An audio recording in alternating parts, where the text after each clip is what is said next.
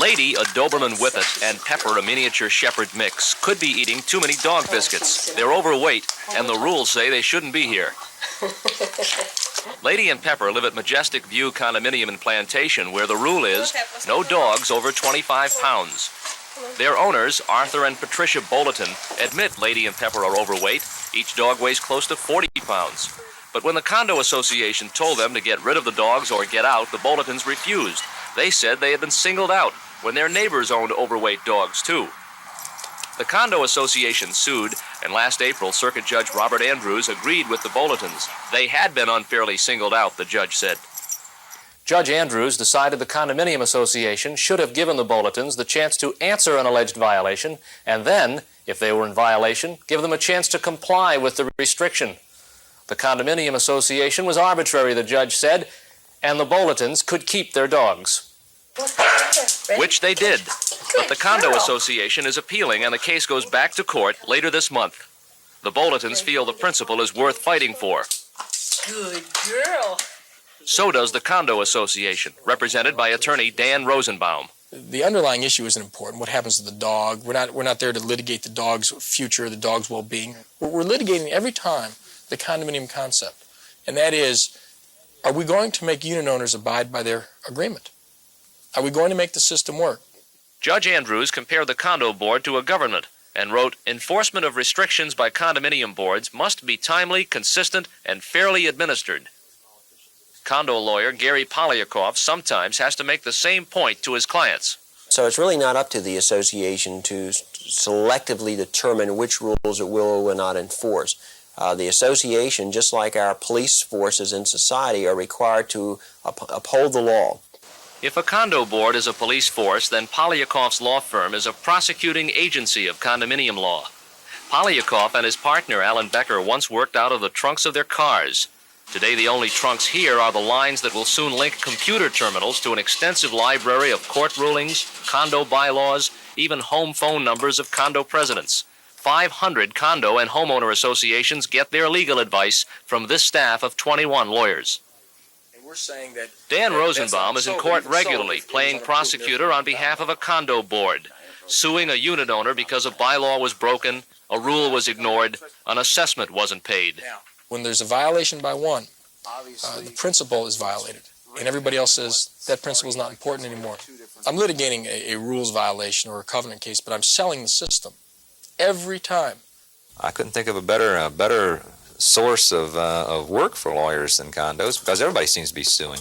From where he sits, Judge Andrews sees no end to lawsuits resulting from condo living. The majority of people moving in there haven't given up this concept of property ownership and certain unalienable rights that go with the right with the ownership of property. The closer you put people together, the more an insignificant little problem is going to end up a major problem. From his 6th floor terrace at his Oakland Park condominium, Vico Confino can see the recreation area below, the pool, the tennis court, the clubhouse. But it was what Confino couldn't see that provoked such a bizarre and bitter dispute here.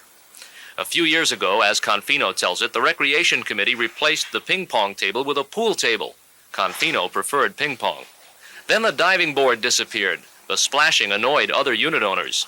And then Confino, who owns 2 units here, found cracks in the pool deck. Pending board and committee meetings. Confino kept a close eye on the people running his condominium. He taped meetings, he wrote letters, he hired lawyers. For 5 years, Confino says he told the committee to repair the rec area or else, but nothing happened. So he went one step further. What Vico Confino did was track down the developer in Michigan, the developer who built this recreation area. And for $7,000, Confino paid for the pool, the tennis court, the card room, the whole clubhouse. Everyone still uses the facilities here, but now they belong to Vico Confino. I felt that $7,000 was the cheapest insurance policy I could buy anywhere to protect my investment. Confino now thinks he has more clout to force the association to make repairs. The condominium quickly took into court, claiming it has the right of first refusal on the land lease sale. Lawyer Ed Ruman speaks for the Condo Association. He says the Recreation Committee did not neglect the property. These people are not builders. These people are not engineers. I think they did everything reasonably expected of them. So it needs a couple $1,000s worth of work. For a complex the size and the value of it, it's really not that significant. And the problem here is that we don't have competent management. I don't say that to insult any unit owner here. I respect every single one of them. This was bound to happen. Every condominium has a Vico Confino. Every condominium has a retired New York lawyer living in it. Several lawsuits are pending on both sides. In one of them, the association claims Confino illegally painted his terrace. In time, a judge will hear each complaint, then issue an order favoring one side or the other. And when all the suits are settled, Confino and his neighbors will still be here.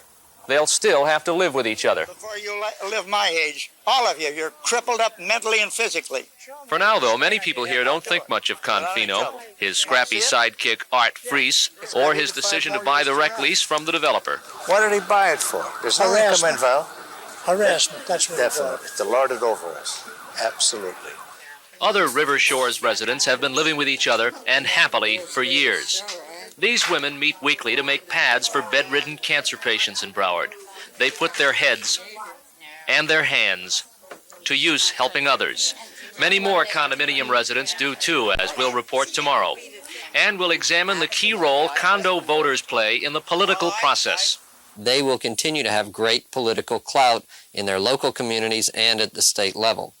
Plus, a look at Sunrise Mayor John Lamello campaigning in a condominium and what's behind his song and dance routine. Steve Bosquet, Channel 10 Eyewitness News.